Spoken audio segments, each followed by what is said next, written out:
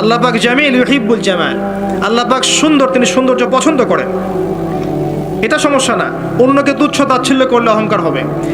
আমি মূল পয়েন্টে আসছি। দেখেন, আদম আলাইহিস সালামকে আল্লাহ পাক জান্নাতে রাখলেন এবং তার সঙ্গিনী হিসেবে তিনি হাওয়া আলাইহিস সালামকে সৃষ্টি করলেন। কথা বুঝতে পারছেন? কি কারণে সৃষ্টি করলেন? আদম আলাইহিস সালামের একাকিত্ব এবং আল্লাহ পাকের দীর্ঘ পরিকল্পনা আছে, এবং ইবলিসকে দিয়ে পরীক্ষা করালেন আদম আলাইহিস সালামের কোন জায়গা থেকে হাওয়া আলাইহিস সালামকে সৃষ্টি করা হয়েছে। বলেন, পাঁজরের হাড় সোজা না বাঁকা? নবী সাল্লাল্লাহু আলাইহি ওয়াসাল্লাম বলেছেন, বাঁকা হাড়কে জোর করে সোজা করতে যেও না, ভেঙে যাবে। আর ওই অবস্থায় ছেড়ে দিলে বাঁকাই থেকে যাবে। নসিহতের মধ্য দিয়ে, উত্তম আচরণের মধ্য দিয়ে পথ চলতে হবে। ওয়া আশিরুহুন্না বিল মারুফ, এছাড়া কোনো অপশন নাই। আমার কথা শোনেন, এই জায়গা থেকে মেয়েদের পয়েন্টে আসছি আমি। আল্লাহ পাক আদম থেকে হাওয়া সৃষ্টি করেছেন আলাইহিস সালাম। নারী পুরুষ একে অপরের প্রতিদ্বন্দ্বী নয়, যেমনটা পশ্চিমারা শিখিয়েছে। এখনকার আধুনিকায়ন যা শিখাচ্ছে নারী পুরুষ একে অপরের প্রতিদ্বন্দ্বী, এখানে আল্লাহ বলছেন নারী পুরুষ একে অপরের পরিপূরক, একজন আরেকজনের অংশ, মোহব্বত, ভালোবাসা, প্রণয়ের মাধ্যম, একে অপরের প্রতিদ্বন্দ্বী নয়। এখনকার সমাজ শিখায় ছেলে পারলে আমি কেন পারবো না, সে পারলে আমি কেন পারবো না, এটা শিখায় না? কাউন্টারিজম, মানে একে অপরের প্রতিদ্বন্দ্বী। আল্লাহ পাক বলছেন তোমরা একে অপরের পরিপূরক। খেয়াল করে দেখেন, এখান থেকে শুরু হয়েছে সৃষ্টি, তারপরে না সন্তান সন্ততি জন্ম নেওয়া হয়েছে। এখান থেকে আপনাকে হেদায়েত নিতে হবে যে নারীদেরকে বলবো, আপনারা পুরুষদের প্রতিদ্বন্দ্বী নন, আপনারা পুরুষদের পরিপূরক। একজন নেককার নারী একজন পুরুষের পিছনে থাকলে এই পুরুষ বিশ্ব জয় করতে পারবে ইনশাআল্লাহ। পরে আসেন নূহ আলাইহিস সালাম, তার স্ত্রী কি ঈমান এনেছিল? ঈমান আনে নাই। এখানে মনে রাখবেন, আপনি যদি ঈমান না আনেন, আকীদা ঠিক না করেন, আমল ঠিক না করেন, আপনার পরিচয়, বংশ, গোত্র, বর্ণ আপনাকে বাঁচাতে পারবে না।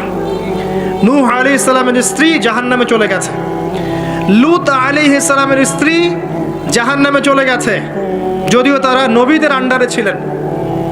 আল্লাহর রাসূল সাল্লাল্লাহু আলাইহি ওয়াসাল্লাম তার মেয়ে ফাতিমা রাদিয়াল্লাহু আনহাকে বলেছেন, দুনিয়াতে যা চাওয়ার আমার কাছে চেয়ে নাও, পরকালে তোমার উপকার করতে পারছি না আমি।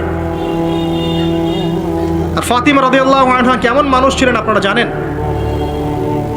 তো আমি আমাদের মা বোনদেরকে অনুরোধ করবো, আল্লাহকে ভয় করেন, নিজের নফস ঠিক করেন, নিজের কবরের ফিকির করেন, আমল আকীদা ঠিক করেন।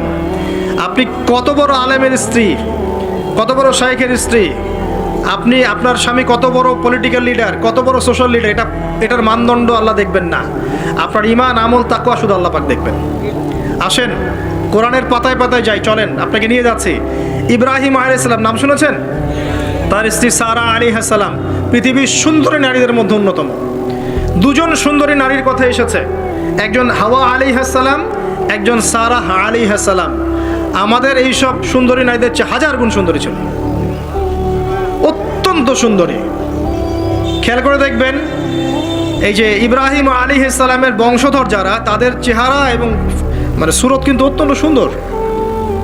আমাদের নবী মুহাম্মদ সাল্লাল্লাহু আলাইহি ওয়াসাল্লাম প্রচণ্ড সুন্দর ছিলেন না? তার আদি পিতাকে ইসমাইল আলাইহিস সালাম না? ইসমাইল আলাইহিস সালাম ইব্রাহিম আলাইহিস সালামের সন্তান নয়? ওই দেখেন ব্লাড চলে আসছে।